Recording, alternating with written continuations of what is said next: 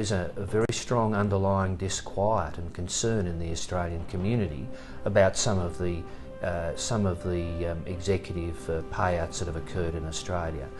But I think the message, somewhat similar for superannuation trustees for corporate directors and senior staff, is it's long term. It is sustainable business in the long term to maximise shareholder value. The first thing we can learn is not to throw the baby out with the bathwater. Do not throw out the things that have actually worked for us. The second thing that I think we can learn is not to overreact by way of the introduction of new regulation. Look at what happened with Sarbanes-Oxley in the US. Do we learn from experience? I think we do learn from experience in terms of these adverse events that affect companies.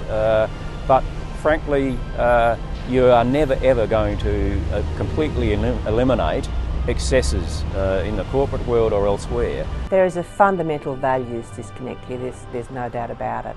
And it's absolutely understandable why people across the world are just so angry about what's happened with the AIG bonuses. They're obscene. I think the recurring theme of this failure and other failures is greed and short corporate memories. I think that part of our problem has been bad behaviour, but I think part of our problem has also been ill-informed behaviour, or behaviour by people who didn't understand what they were playing with. They were playing with instruments and with structures that were way more risky than they understood. So I wouldn't say that this was entirely caused by evil people. It was also caused by people who didn't know what they were really playing with. I can see us turning around by the end of the year towards in 2010. And yes, it may be a different world, but it needs to be a different world.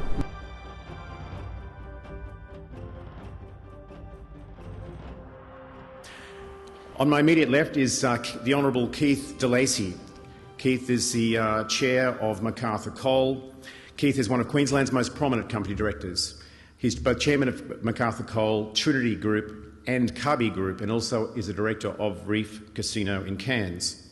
He retired on December 31, 2008 as chairman of both Queensland Sugar and of the Global Sugar Alliance, a group of sugar exporting countries who aim to freer and fairer trade in world sugar. He just told me a moment ago he was also a miner, an underground miner originally. Keith is a fellow and vice president of the Queensland division of the Australian Institute of Company Directors. He was the treasurer of Queensland from 1989 through till 1996, and for his services to Queensland, Keith has been awarded an AM, honorary doctorates for both James Cook and Central Queensland Universities, the University of Queensland Gatton Gold Medal and the Centenary Medal. He's also written a novel recently, which is doing exceptionally well in sales, and it's called Blood Stains the Wattle, which was published in 2002 and available at a bookshop near you. David Liddy joins us next. David is Managing Director and Chief Executive Officer of the Bank of Queensland. In April 2001, David was appointed MD and CEO of Bank of Queensland, one of Australia's fastest growing banks. Since his appointment, the Bank of Queensland has recorded a succession of record half-year and full-year profits, which has occurred through a complete transformation of the bank with the opening of new branches and a return to more traditional face-to-face, people-focused business and commercial banking services. David has more than 40 years' experience in banking, including international postings in London, Hong Kong. David has a Master's in Business Administration and is a Senior Fellow of the Financial Services Institute of Australasia, a member of the Australian Institute of Company Directors, and also sits on the the Australian Bankers Association Council. He was awarded the Centenary Medal in 2003 for distinguished service to business and commerce in both banking and finance. David is chairman of the Queensland Museum and is also a board member of the Brisbane Lions Australian Football. He is also a member of the Federal Treasurer's Financial Services Advisory Council, which provides advice to the Treasurer on policies that maintain an efficient, competitive and dynamic financial sector. Third, John Allpass. John is chairman of Envestra Limited. John has for more than 15 years practiced as an independent non-executive director of various companies. He became chairman of Envestra in 2002 and has been a director since 1997. John has also been on the board of BUPA Australia, the health insurance company, and also a board member of MBF Australia since 1999. John has also been a board member of Briz Connections Management Company since its formation in 2008. His other board appointments include Macquarie Bank 1994 to 1997 and QIC from 91 to 2008. John also served on all of the above boards as Audit Committee Chair, and he's been a chartered accountant as a profession, including being a partner at KPMG for 22 years and managing partner of the practice of KPMG from 1984 to 1993. Finally, Mr. Ian Pollard. Ian is Chairman of Corporate Express and RGA Reinsurance Australia, and is a director of Milton Corporation and the Wentworth Group of Concerned Scientists. Ian was previously chairman of Just Group. I'm sure there's some interesting stories there. And in 1984 founded DCA Group, which became an ASX 100 listed company. He's also an executive coach with Global Coaching Partnership and is a member of the advisory councils of JP Morgan Australia and UTS School of Business. Ian has been a member of the ASX Corporate Governance Implementation Review Group. As a writer, Ian has released a number of books. His latest, Investing in Your Life, Your Biggest Investment Opportunities Are Not Necessarily Financial, will be released in April at a bookshop near you. Please welcome our panel.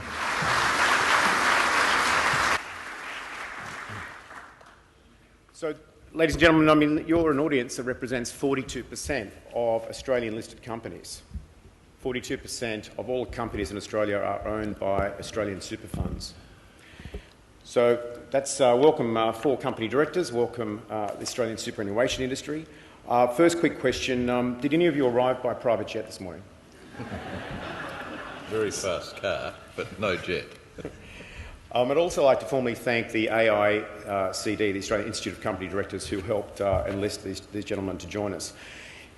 Yesterday we had some very bearish presentations. One was from Rob Zink from Bridgewater, who suggested that we are not actually in a recession at all globally, we're in a global depression, and gave us quite a lot of time on distinguishing the two. Having said that, New York was up 6.84% overnight, although that also agrees with his philosophy that there's a lot of bounce backs of significant size before major fallaways once again. We also had the Reverend Tim Costello suggest that over the next 12 months there's going to be an additional 400,000 children on the planet die because of the global financial crisis. Where is corporate Australia? What is corporate Australia's view, and what are we up to? Where are your businesses? How are they faring? Keith?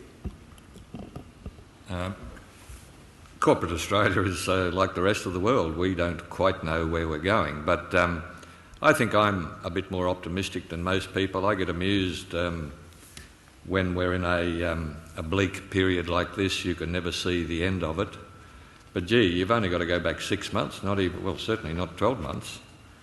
And we had an asset boom, asset inflation, we had good times, and they were going to go on forever. And if you've been around as long as what I have, you know that those things don't go on forever. But the flip side is always there. You can't see the way out, but they always say that the darkest hour is the hour before dawn. We'll wake up one day and find that things have started to change again. And you know what Warren Buffett said, be nervous when everyone else is greedy, and be greedy when everyone else is nervous. I think it's, you know, I can't quite see the end of it, but we've just got to knuckle down in our businesses. We've changed our focus. You know, I'm involved with a number of companies, but 12 months ago it was all expansion and growth. Now it's all about cost control and getting the balance sheet strong and positioning yourself, getting your processes right and positioning yourselves for the future. And that's all we can do, because we're there as representatives for all of you people, the wealth of Australia, and we've got to make sure that that we preserve that wealth so that we're in a position when times change that we can move on again. David? Yeah, thanks, Colin. Firstly, I feel a bit vulnerable up here as the only executive, so take it easy on me later on if there are any questions. And I didn't realise I was the 54th person asked to come here, so... But look, I think that banking systems worldwide are under exceptional pressure, and banking stocks similarly. I think we're very fortunate in Australia that we didn't see the leverage that occurred in international markets, and we didn't see the regulators go to sleep on their watch. So I think, firstly, the Australian financial services sector is still very, very strong. Back in October last year, the government introduced guarantees to support our banks to be able to raise funds in the wholesale markets. We had to follow that, and I think that saved a financial crisis in Australia. I think it also created a very uneven playing field, talking from a smaller bank perspective rather than perhaps being one of the big four. And I think some of those changes need to be reviewed again right now. But generally in Australia, we've got a very, very solid banking system. We've got four of our banks are rated AA. There's only 11 AA rated banks in the world. We're exceptionally well regulated through either APRA or through ASIC. And I've got a lot of confidence in, for a strong economy, we need a strong banking system. And in Australia, we clearly have that. I think it's really important from an investor's point of view to look at banking stocks throughout the cycle, just the highs and the lows, not just to look at where bank stocks are at the moment. So look for companies, I believe, that have got a strong growth platform, those that are efficient in terms of their operations, and they'll be the winners in the future. And I can assure you that that's where BOQ is being positioned right now. Gentlemen, as David said, we are more fortunate in Australia, I think, with both our systems and the standing of our companies. I think every company, first of all, you can't be in business today without being, I believe, deeply affected by the circumstances we're all going through, and every company is in its own particular position. In the case of Envestra, we're a heavily indebted company. That's the nature of our business, being a regulated monopoly. And debt and equity markets are therefore critical to us today, and I don't need to tell you as to how difficult they have been. We've recently done a share issue to improve our capital position, and that was done at a deeply discounted price in terms of past share prices.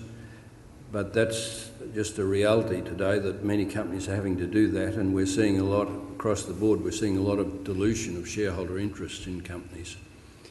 Debt is a major issue for us, and fortunately we've managed that well over recent years, and in any one year we always aim never to have more than 15% to roll over, and that's currently the case, but nevertheless we're rolling it over. Thanks to David and his fraternity, we're rolling it over at very much higher margins, way beyond what the regulators... much higher risk these days, that's why the margins are up. Way beyond what the regulators believe should be allowed for debt. That, of course, brings me to credit ratings agencies, and of course they are somewhat of a law unto themselves, at least have been in the past, and I think will continue to be. They've been called to account in many respects, and of course the pressures on them affect companies in their borrowing programs, because wherever you're borrowing, most borrowers are rated and have to face the ratings agencies. And some time ago, the ratings agencies gave us, Standard & Poor's in particular, gave us you might say, a shopping list of things that we needed to do to improve our rating.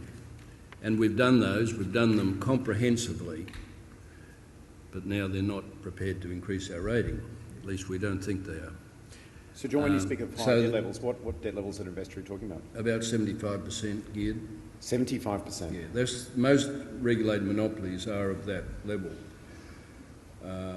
And typically they do carry those levels of debt because their income flow is relatively certain. So that's how they've been structured. Ian, how are you travelling in Corporate Express? You've just got a new CEO, I know, last Friday. Yes, we do, Colin. Well, firstly, could I just say, re the economic environment in Australia, I've never been successful in making predictions in the past, and I don't think I'm going to be any more successful in the future, so I won't labour with those. But I think what we can do as company directors is to seek to be objective about the position in which we find our own company. For example, the strength of its business model, the strength of its competitive advantage, the quality of its balance sheet and its leverage, and therefore the degrees of freedom in which you can move as a business without destroying the underlying fabric of the business. So I think as directors we have to be ready to face any of the range of potential scenarios that we might see in front of us, and initially focus, if we do have a good business model and if we do have not excessive, or if we don't have excessive leverage, just focus on doing all the basics as well as we can, and to continue implementing the improvements to our business model that we can do in the current environment. And that's what we're seeking to do at Corporate Express. As you said, Colin, we happen to be, this week is the only week we've got where we don't have a chief executive. We had one last Friday, he retired on Friday, and we have a new one starting next week. And I doubt that that's going to bring sudden, vast change, but we've got a whole range of projects in place ensuring that we can more effectively and at better prices and at better profitability for our shareholders service our customers. So I presume you're considered a retail business, but we're a business to business. Business to business retail? Not a retail. Not retail? We don't do any, or virtually no retail. It's all under contract to businesses. And how are you faring? We're faring soundly in the environment. We announced we have a December year end, and our results for the year end on an earnings per share basis were down slightly on the previous year, but not drastically.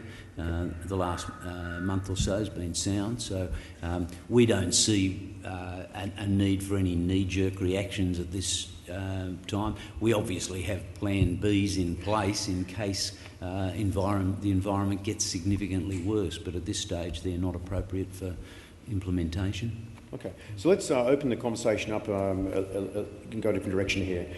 This is the first time in 19 years that CMSF have had 4 company directors to address a room of trustees. Describe the relationships between companies and their institutional owners, and how do you think that could be improved, both by directors and by trustees? I don't think it's as close as it should be.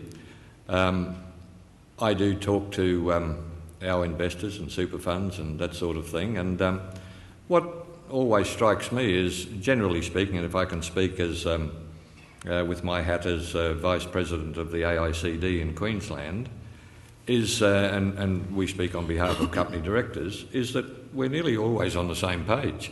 I mean, if I read, I can remember looking at the ACSI corporate governance recommendations, and there's very little in that I disagree with, and there's very little in that's a lot different than the AICD recommends in respect of corporate governance, and there's very little difference to what the ASX recommends in their good corporate governance principles. So there's a lot of misunderstanding, and we need to be closer together and to understand each other better than what we have in the past. So often there's a feeling on one side, that the other side, on executive salaries and a range of other things that, we're so far apart, but I don't believe we are. So there's a message in that for both sides. We as company directors have got to get out more and talk to the people who own our companies. But you, as the super funds and so forth, rather than get all your information sometimes through people in between, sometimes from the Courier Mail or somewhere else. No one gets your information from the Courier Mail. I'm not picking on any media today, I don't know who's here. But yes, we've got to have a more direct relationship, I guess, if I'm going to leave any message, and that is a responsibility for both sides, not just one side.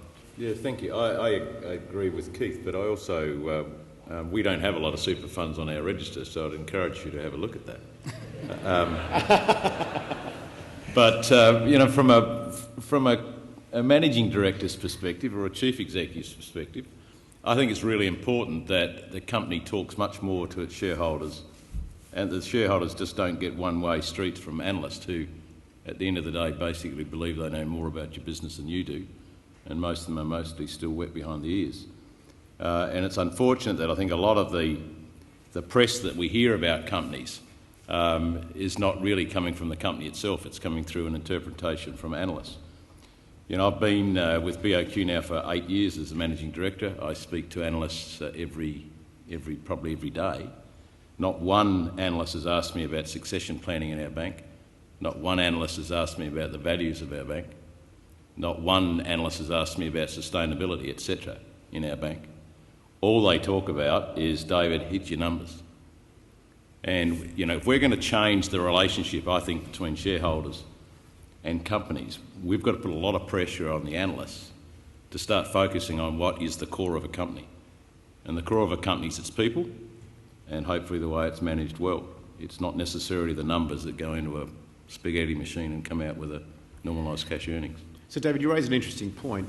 This group of people are representing very long-term investments for members' retirements, theoretically. Analysts seem to bring an hour-by-hour or daily, as do the media, short-termism.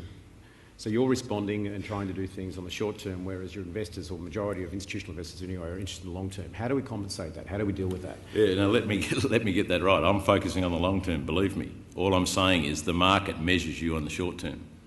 Everyone wants to know you've got a long-term strategy, but all I'm saying is miss your numbers and they come down on you like a heap. Is that not partly why we're in the world crisis we're in?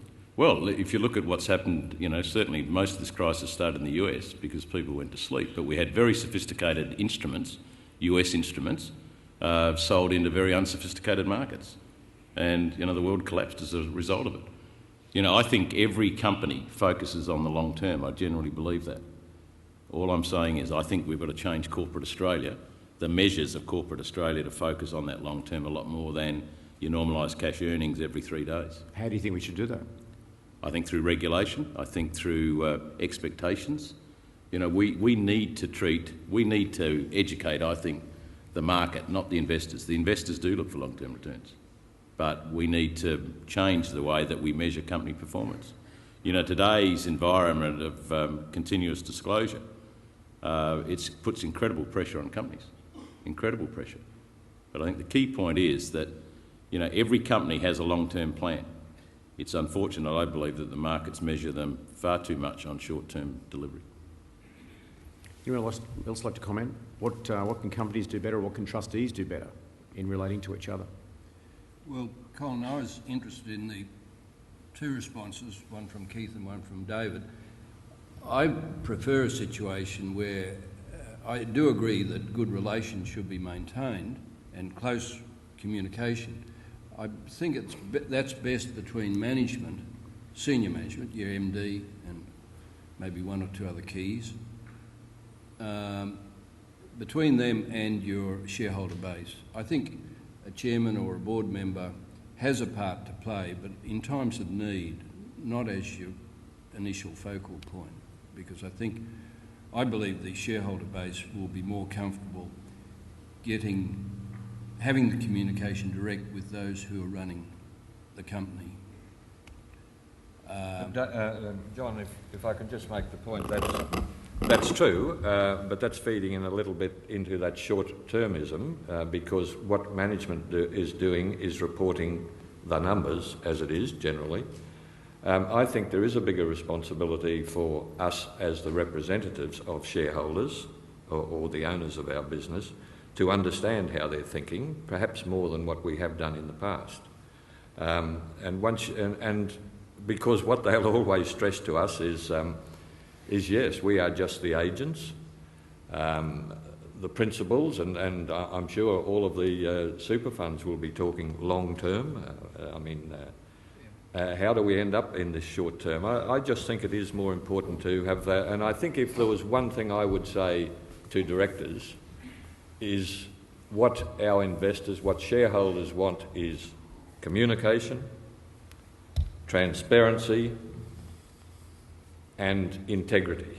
In other words, what we say is what it really is. Now, sometimes saying it like it is isn't easy to do, but I think it is important if we're going to be respected by the people we ought to be respected by, they need to understand. And there's lots of requirements. Goodness gracious, you know, when you get onto continuous disclosure and what you can say and what you can't say and all that sort of thing, it is sometimes difficult. I remember with Macarthur Coal last year, we went through 3 or 4 months of potential takeover. And we've got all of our employees, we've got all of our investors. What can you say? You know, we would meet with some of these bodies and there's no formal offer made. You can't just go out and say everything. It's very difficult, I kid you not. How difficult it is to keep everybody informed, to be frank and honest, to maintain that integrity and communication in the world in which we live. But that's what we've got to try to do and continue to do. But with respect, Keith, you refer you as an agent.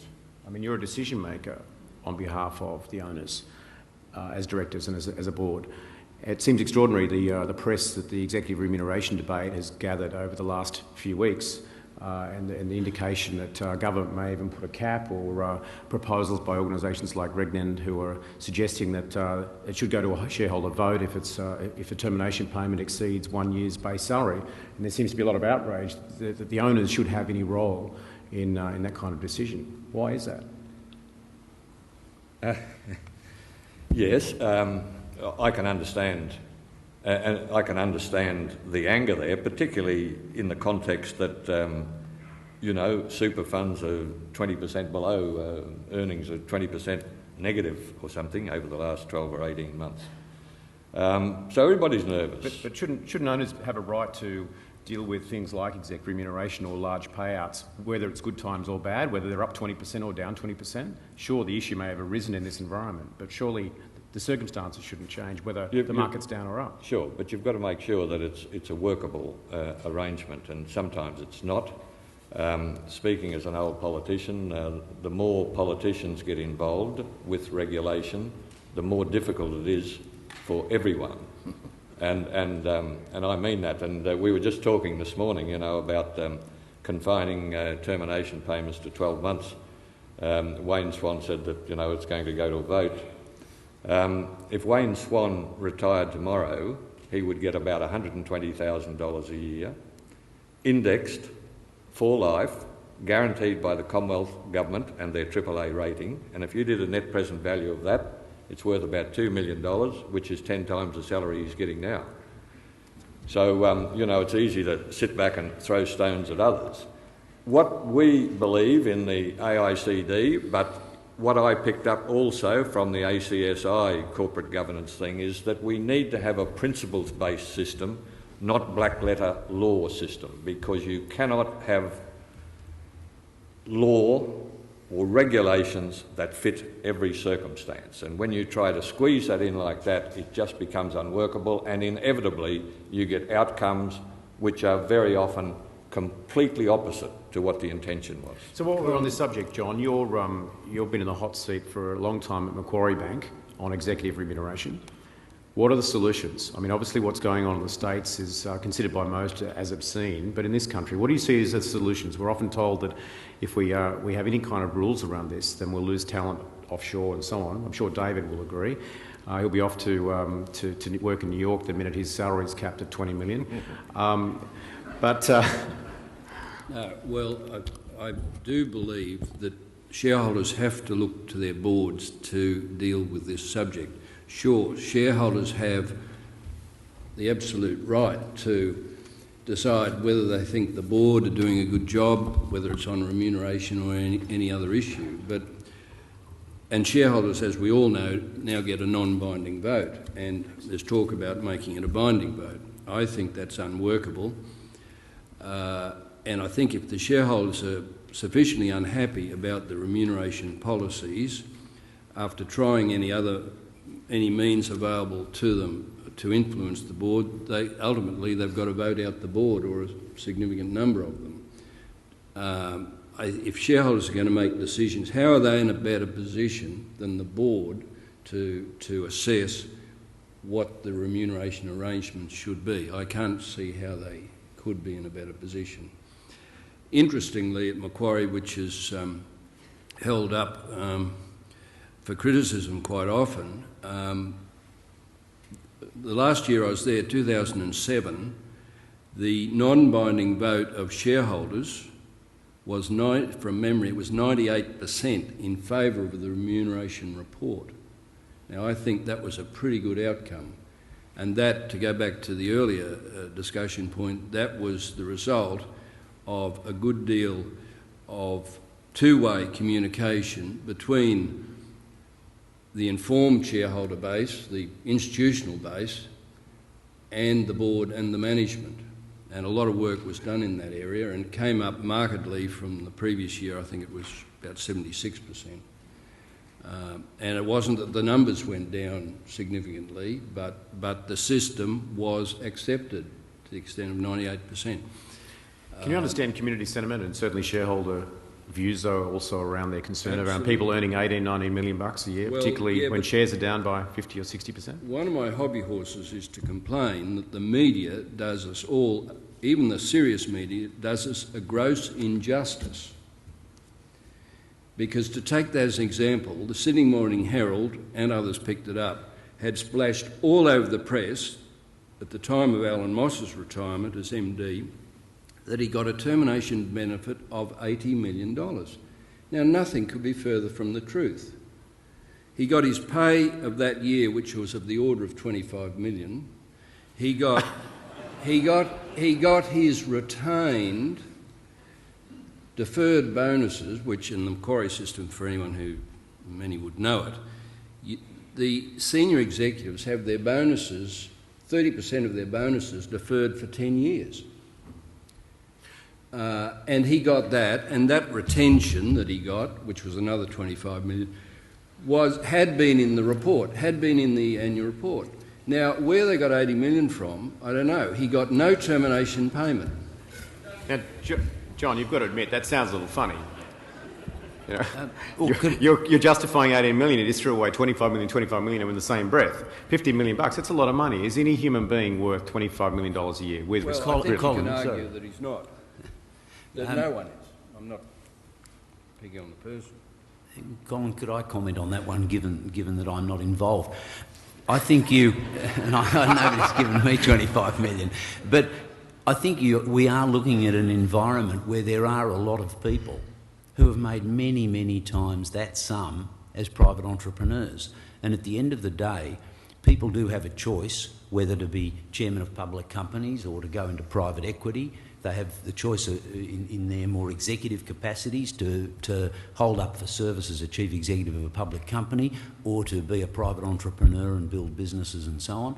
And we've got no idea what wealth Alan Moss, for example, could have accumulated as a private entrepreneur. Would have involved different risks and so on. But while those numbers to most of us do sound sort of incredible, that is part of the reality of the environment that a company board is juggling in trying to make probably their most important single decision, which is who's the chief executive we're going to have, and along with that, how we're going to remunerate, retain, motivate, etc. that person. And so I think all of these things need to be seen in the full context, including overseas competition. Can I just make one point, and I think is what John was alluding to, is, without talking about the actual numbers, but when a person who's been there for some time retires, be careful when you're assessing the so-called retirement benefit.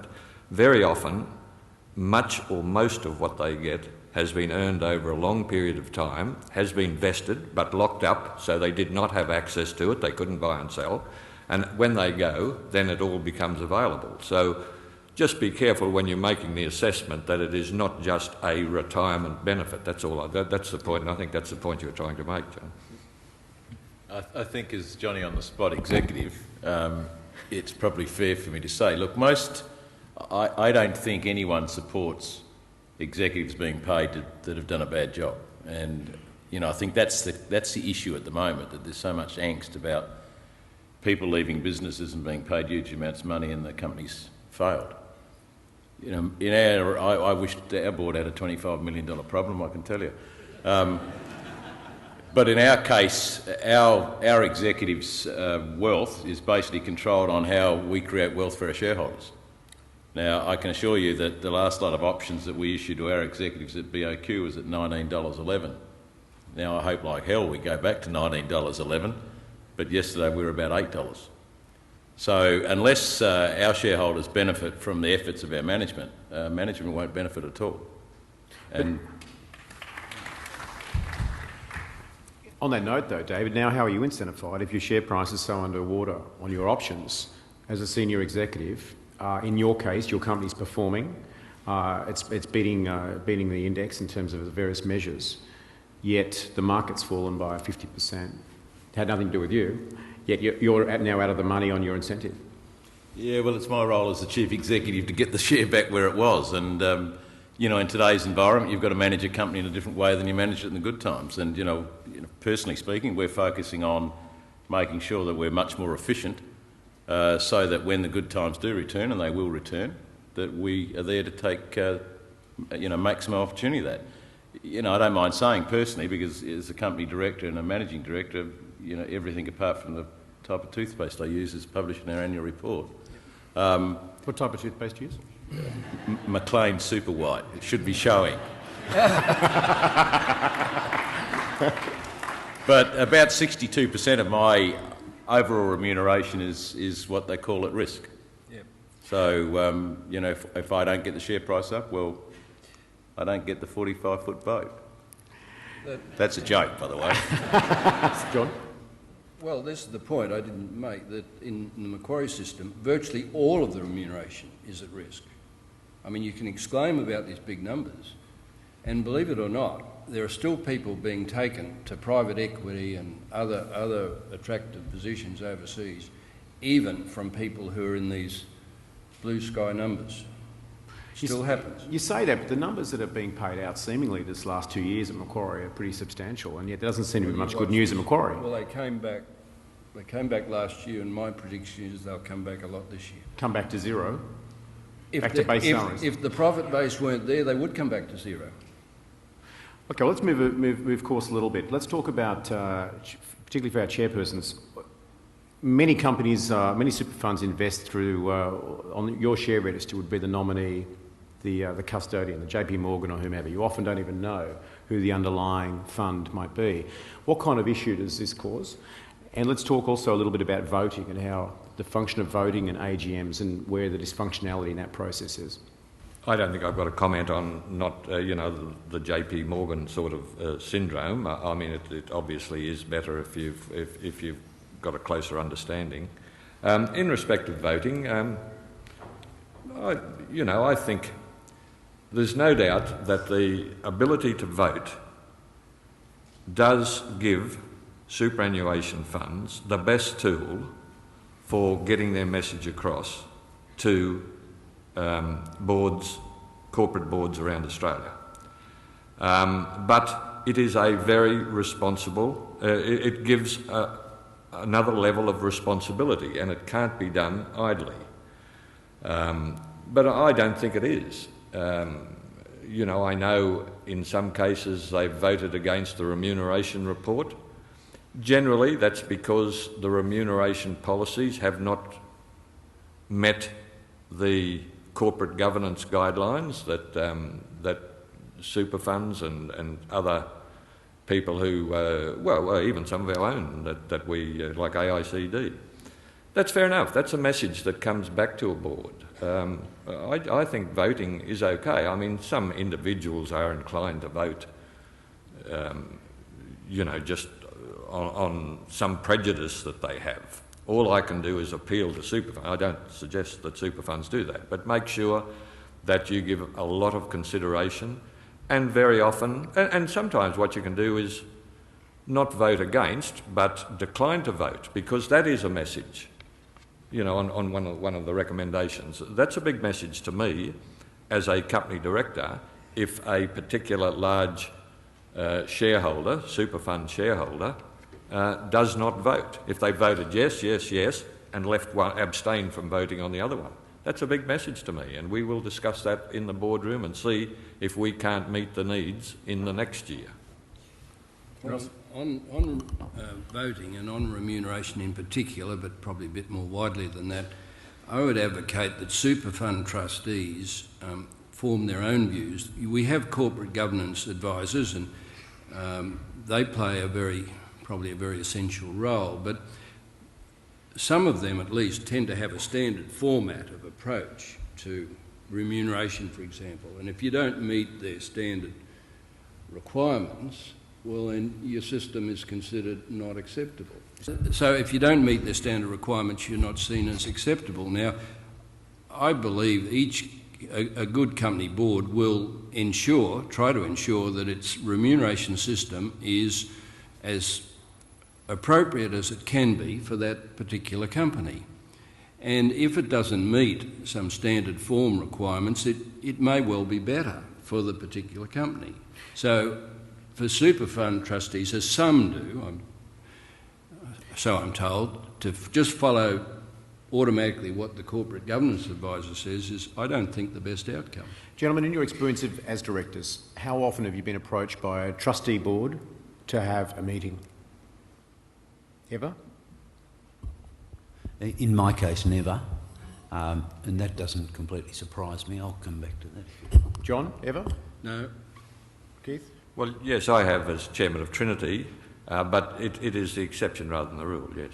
So is there ever engagement, other than through the fund manager, to discuss a potential remuneration policy, by example, with the owners?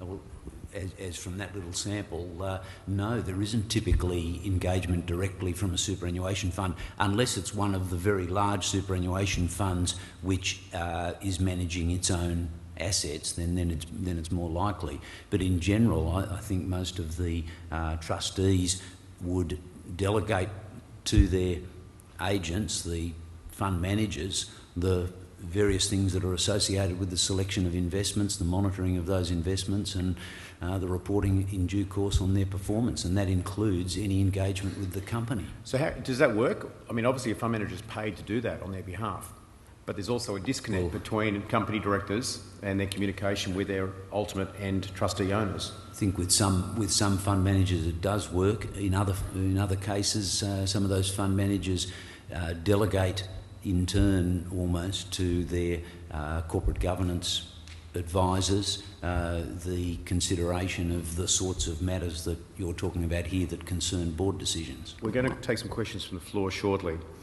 On the issue of governance and corporate governance, it's been discussed last night at drinks. There's all forms of corporate governance, and there doesn't seem to be much consistency, perhaps, in many ways.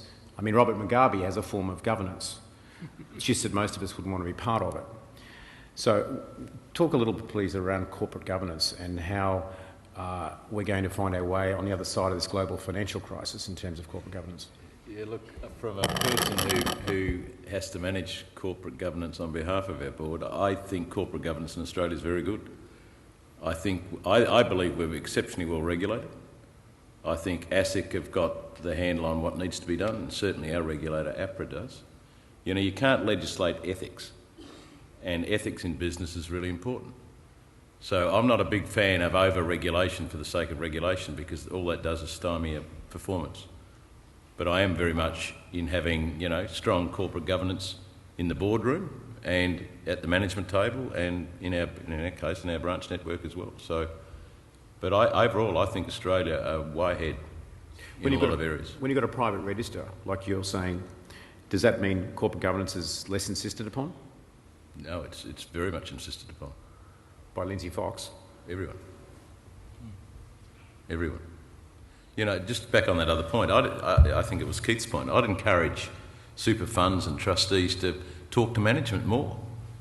You know, you might find this funny, but I still go out as a teller in our branches. I wear a trainee badge, and when people get over the joke about it's taking me a long time to get on... That's the line everyone avoids. I learn more about what's going on in our business from our customers and our staff than any other aspect. And that's why this communication between shareholders and management is so important, and I encourage it. So it has to be a two-way thing, and I think you'll find that most company management teams will encourage that and be very, very open to talking to you. It's very much the Roger Corbett style of management he was famed for. Do any of your peers, do you think, go behind the tellers? I've got no idea. I've done it for 40 years, so they don't let me near the cash any longer, but... Okay. Do you think there's a trend toward companies talking directly to super funds for, by example, placements rather than going through investment banks and other intermediaries? Do you see that as a future trend? Save us a lot of money. I believe there was a precedent of that only a couple of weeks ago. I've forgotten which company it was now.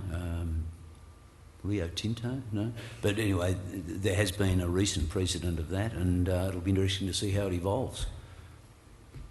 I guess they've got to be pretty large superannuation funds or extremely close to the company. Okay, let's again change direction. We've got a global financial crisis that it varies from commentators suggesting that we'll be seeing some other side of it later this year, to others saying it's a 10 to 15 year problem. If it's a great depression, it's a 50-year problem. Can I just make the point that you know, the global financial crisis is really only one person in every 500,000 that really understands it, and I run into him every evening.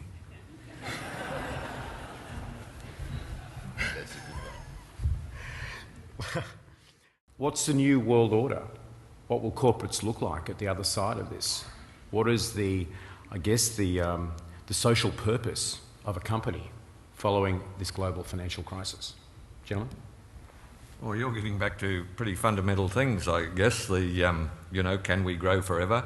I think we in Australia see that we've got great opportunities, and they'll come back again because of the middle class or the movement in China in particular, but India and other parts of Asia and other parts of the world, from rural poverty into the middle class, into an urban middle class kind of a lifestyle, and the amount of growth potentially there just makes your head spin, and that's got a long way to go before it's finished. I mean, they talk about 20 million people each year in China going from rural poverty into the middle class. That's a population of Australia. So they've got to recreate everything that's in Australia, all of the infrastructure and what have you, each year. So it just makes your head spin. But we've got to get through this period. But I've got no doubt that that kind of growth will come back, and Australia, as David said, our fundamental things in Australia are, we can say this now, we couldn't have said this 10 or 15 years ago, are much stronger than anywhere else in the world. Our banking system, our budget system, our fiscal surpluses that we've been running, as opposed to the US and those kind of places, gives us more capacity. We've got more capacity to work it with monetary policy because we've had higher interest rates.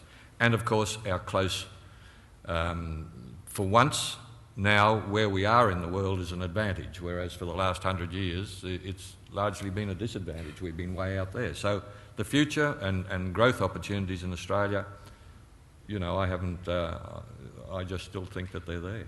Whilst I understand all that to be true, can you answer the question, so what's the social purpose of a company going forward? Has it changed because of this global financial crisis and community views? By example, Tim Costello yesterday, who is clearly a very famous Australian thinker and commentator, suggested that companies will moreover have a licence to operate, and that is a community responsibility. Well, what value do they bring to their existence? He addressed the AICD last week in Brisbane too, and yes, very impressive speaker. But what has taken more people out of poverty over the last 20 years has been the growth in world economies. I mean, that is what does it. You can have all the social programs in the world, but basically what's happening in China and India will take people from that $1 a day existence and all that goes with that, the disease and the life expectancy and what have you. But that's the best way, and sometimes Tim may miss that. Except that the near collapse of the world in the last months has demonstrated too that it can quickly go back to earth with a thud, and 70% of wealth has been wiped out from the United States markets, and we now have problems in the developing world that are beyond what they were 30 years ago. So there's a quick reversal in fortunes, is there not? Possible. Sure, but I still don't know what the answer is outside of economic growth. I mean, we've got to have a social conscience, of course we have, and support, you know, his kind of foundations for Africa and what have you. But ultimately, it is economic growth, increases in GDP, which help children everywhere. Before we go to our panel members with the same question, can I, while you're in the hot seat, Keith, what's the low carbon economy strategy at Macarthur Coal? We're the ultimate carbon producer, I guess. I just have got to say, if people don't want coal, just tell us, and we wouldn't be mining it. But when the lights start going out, I'm sure a lot of people will change their mind. And the other thing I would say is closing down mines in Australia doesn't necessarily do anything for greenhouse gas emissions, because somebody else will mine them, sometimes with worse coal and sometimes with less environmental regulation around them. So we accept and we do everything we can to reduce our carbon emissions while we're mining coal. The people who use coal, whether steel makers or power stations, they're the ones that ultimately are emitting it, and they'll have to deal one way or the other with the new regulations as they come on. But I can tell you that while it's lovely to talk about wind and solar and that sort of thing, you know, about 2% of Australia's power, by 2050, if it's 5%, I'll be highly surprised. So as chair of Macarthur Coal, and if I'm an investor in Macarthur Coal, and my view is that the climate change catastrophe looming is such that I'll only be investing in companies that have not only a governance response, but also are going to be around in 20 or 30 years, so my shares are still worth something. What's the strategy for Macarthur Coal in that regard? We've got a responsibility, like every other business, to reduce our carbon emissions in our business, and we are working on that like you wouldn't believe. Our product, of course, is a different thing, and that's the people that use the product have got to do the same thing as well. And of course, everybody around the world is looking at, you know, capturing the carbon and doing different things with it, and Macarthur Coal and other mining companies are contributing a lot of money towards that kind of research, which we need to do. Colin, I think you just answered your own question. I think shareholders will dictate a company's corporate social responsibility. Shareholders have got a choice in where they invest their dollar, and if they're not happy with what the company's doing, they won't invest. And I think it's as simple as that. Colin, you also asked the future of the model of public companies and so on. I think public companies have a very strong future. They've contributed strongly over the years, and this has just been one of those serious periods of learning curve where we've got the pricing of risk way out of kilter, and we've consequently ended up with leverage issues right through particularly the financial markets, but also perhaps more widely, and have, as a consequence of some of the greedy reactions to that environment, ended up with a loss of trust.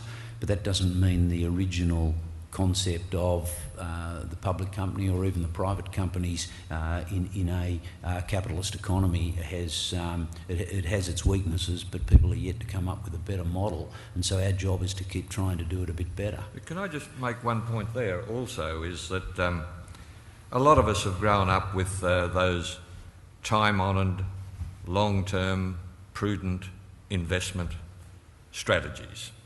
A lot of us older people, you know. Over the last 4 or 5 years, as asset prices kept increasing, analysts and everyone else was urging us, you've got to gear your company more, you've got to go for growth more. What used to be called a strong balance sheet all of a sudden became a lazy balance sheet. You know, the last 3 years we've talked about lazy balance sheets. And those people who were prudent and stuck to the old principles, they got left behind. They got criticised. Sometimes they got pushed out because they were not performing like everyone else. So it is not just, of course, the lazy balance sheet is gone from our language altogether now. We're back talking strong balance sheets, aren't we? But so it is not just the company directors. We got pushed into going for growth and gearing and all that sort of thing. So we're all guilty. The analysts are guilty. The investors are guilty. Certainly we are guilty. But at the end of the day, you know, that line, we've seen the enemy and it is us. It's the whole community. We all were living that life 2 years ago. I think we've certainly gone from being companies being a growth story in 2000, 2001, 2002. It was all about future profits, even if you'd never made one. It was all about capital growth. We've moved now into, obviously, survival. It's all about who's going to survive, and we're perhaps moving through that to a new position of it's all about who's going to spin off cash and what are the dividends going to look like. How have you changed your businesses to adapt to this new requirement? Well, capital's much more expensive. Debt's much more expensive, and I'll relate to the banking industry. You know, we announced our half-year result on the 9th of April, and we've already told the market that we'll come in with a normalised cash earnings in excess of 25% up on PCP. We are a business that continues to grow at about twice the system, and I can't see why we won't continue to do that.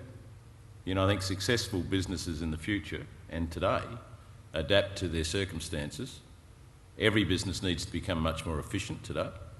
And I think the winners will be those that are the more efficient in today's environment, have got good growth prospects going forward, and they're the ones that I'd be backing if I was an investor. But you know, I can assure you that I believe that's the focus to most executives these days. Is it about growth now, though, or just cash flow?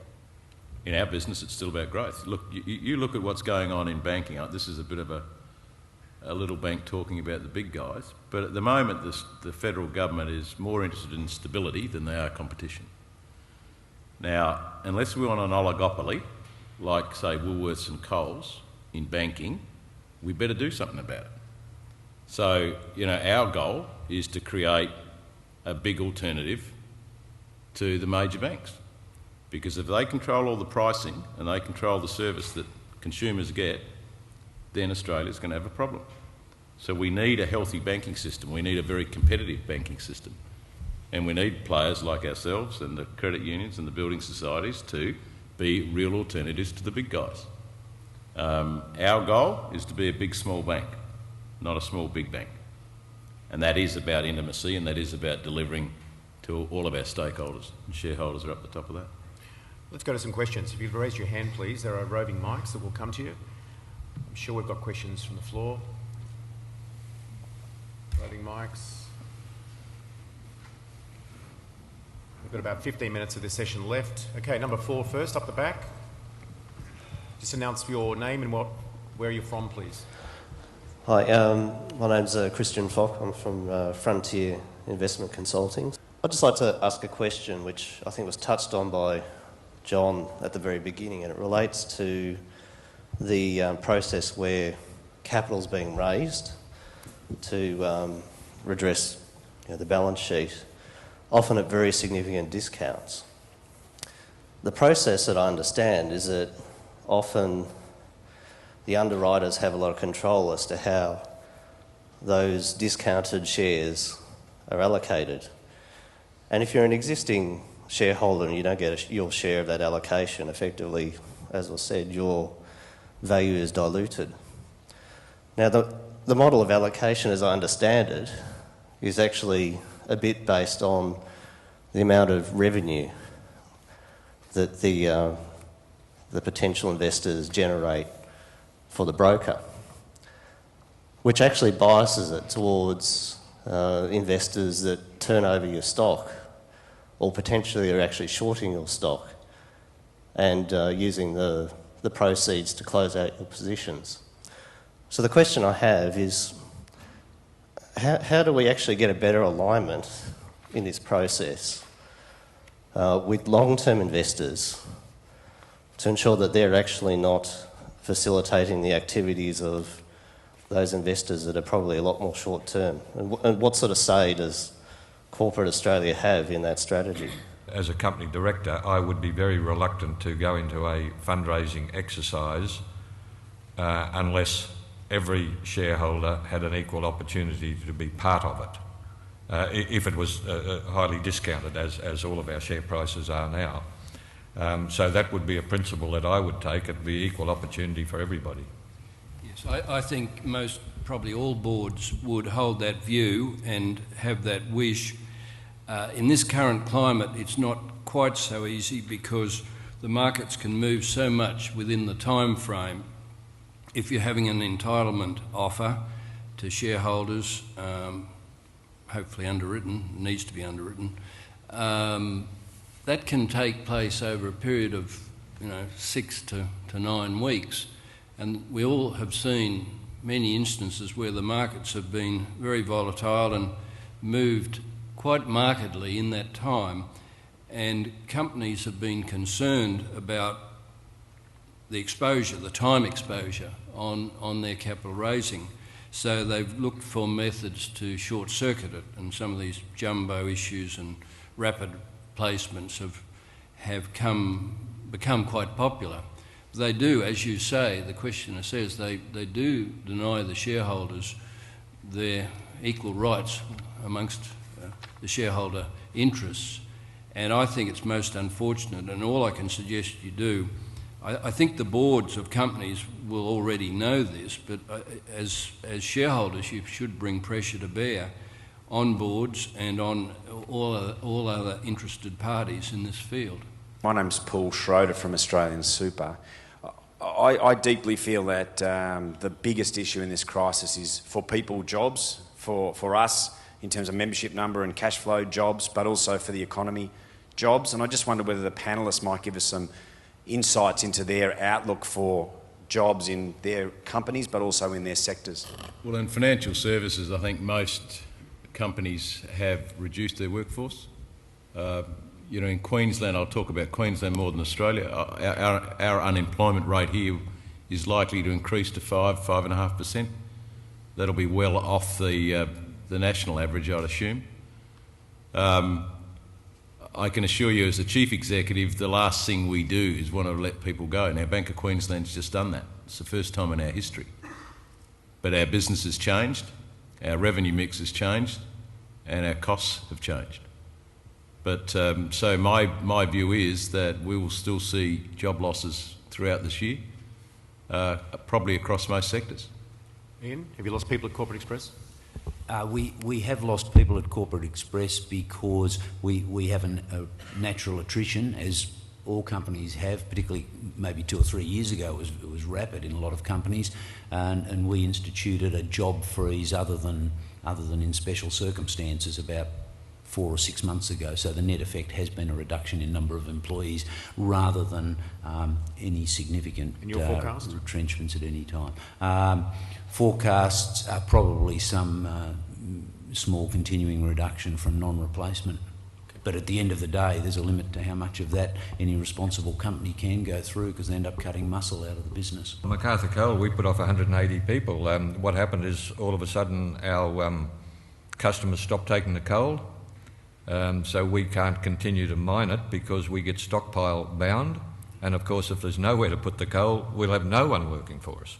But I can tell you, speaking as a company director, the last thing you want to do is to change it costs so much money to train someone up. If they go and then when good times come back, you've got to go through that. It is a very expensive exercise. We are all looking, and I'm sure all of you people are, looking at ways to get minimal turnover of staff because of the enormous cost of training new staff and what goes with it. And your prognosis for employees at Macarthur next year? Yes, we're quite comfortable that we're on a solid base now and it's all up from here, but we really need to get our books, our sale books start to fill up again, and we'll start to employ people again. But I think the economy, yes, we've got another 12 months in terms of unemployment growing because, you know, the fundamental employers like Macarthur Coal, we went first because it hit us first. All of those people that service us are now starting to feel it, and I think unemployment's got some distance to go, unfortunately. Should institutional investors and retail investors be willing to take less dividends so the unemployment rate is less? I'd say no to that because above all, your companies... Start again.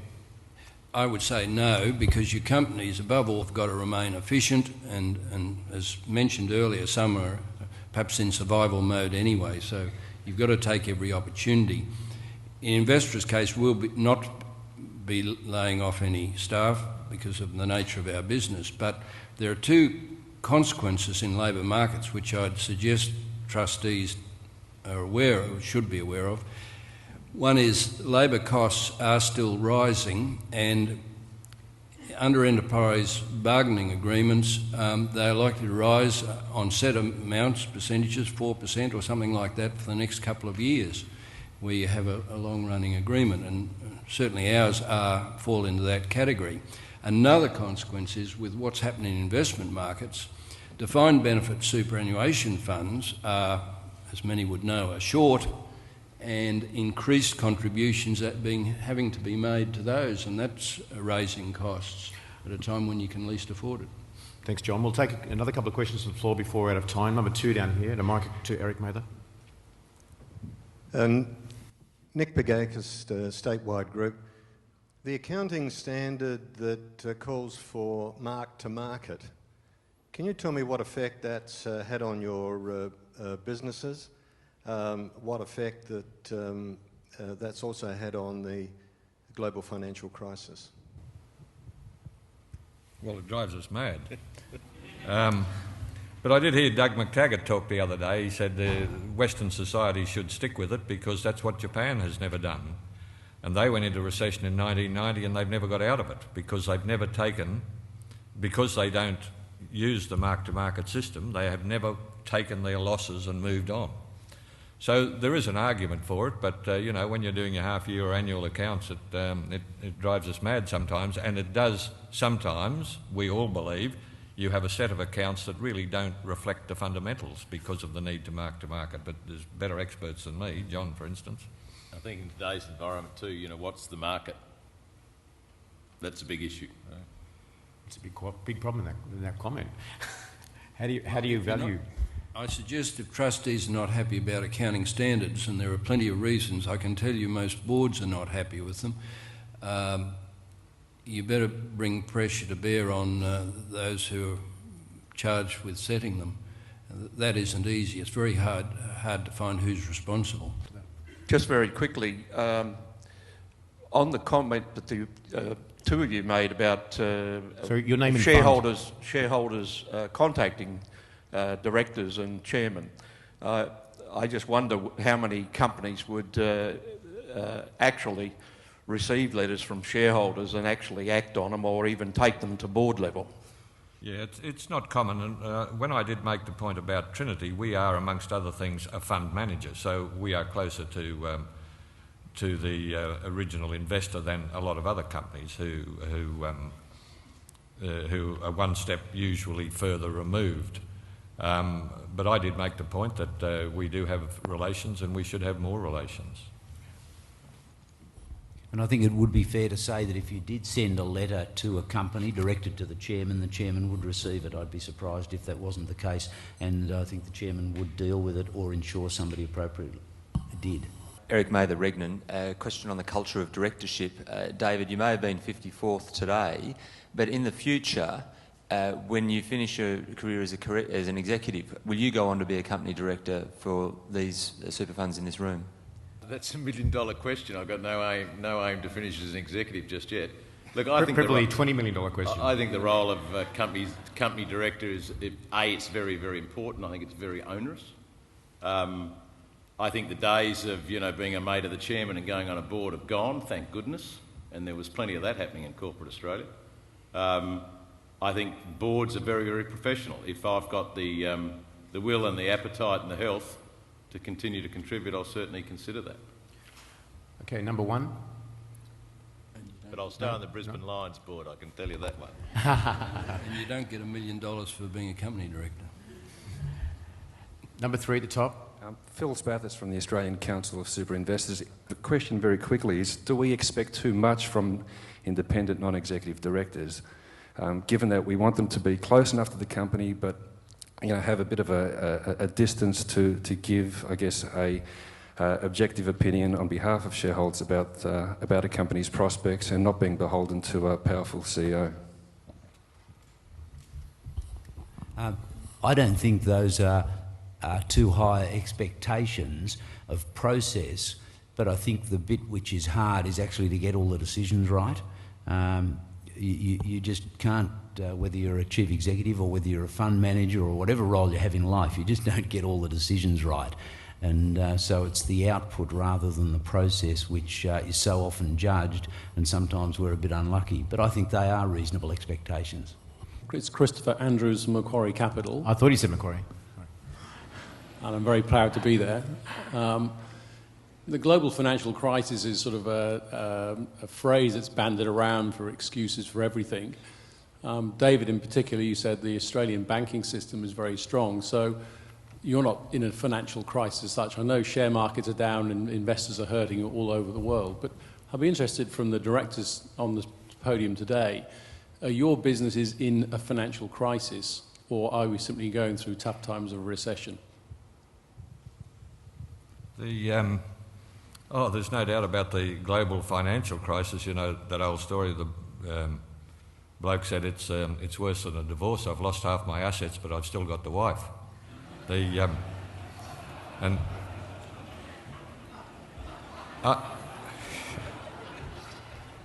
I think each company has got to deal with it in a different way. Different sectors are affected differently. I'm involved with 3 or 4 companies, and their challenges are dramatically different from each other. The other question said, do you have too much expectation? You're entitled to have high expectations of non-executive directors. We've got a deal. It's just being judged in a rear vision mirror sometimes makes life difficult. We're faced with very difficult decisions, and then 3 months later, of course, we get criticised for them. But nevertheless, we put our hand up, we accept those roles, and we've got to both deal with the issues and deal with the criticism. Yeah, from my perspective, I think we're working through a recession. I think Australian corporate is pretty healthy. Keith talked earlier about lazy balance sheets. Those lazy balance sheets that turn into very highly leveraged balance sheets are certainly in trouble. That's a management and a board issue, but I think generally corporate Australia will come through this recession, and we are in recession, exceptionally well. Yes, I agree with what Keith and David have said, and I'd hasten to say that Envestra is, in its own particular business, is soundly placed, having raised its equity and expecting to continue to roll over its debt, albeit at a very costly price. I think this is a period which is obviously recessionary. It will show which businesses have good business models. It'll show which ones are over-leveraged and which ones have capacity to capitalise on opportunities which arise from the poorer performance of others. And I think above all it'll show how well directors have made their most important decision, which is their selection of the chief executive. And on that note, I think we've come to an appropriate end and almost on time. I don't know if you've seen a film, ladies and gentlemen, called The Corporation. If you have not, you should rent it on DVD, including... Have you seen The Corporation? You four should definitely see The Corporation. All directors and all people should see The Corporation, and it quickly describes what a corporation was. And in fact, it didn't exist a couple of hundred years ago, as you know. We had cooperatives that were to cause and create a harmonious community and have all stakeholders have a piece of the action and provide services and goods and lifestyles to everybody. It kind of shows how dramatically in 100 or so years part of that has collapsed into a place where it serves just some but not all of the community. Nonetheless, I don't have a particular personal point of view on any of this. I'd like you to thank the very brave Keith de Lacy, David Liddy, John Allpass and Ian Pollard, please. Thank you.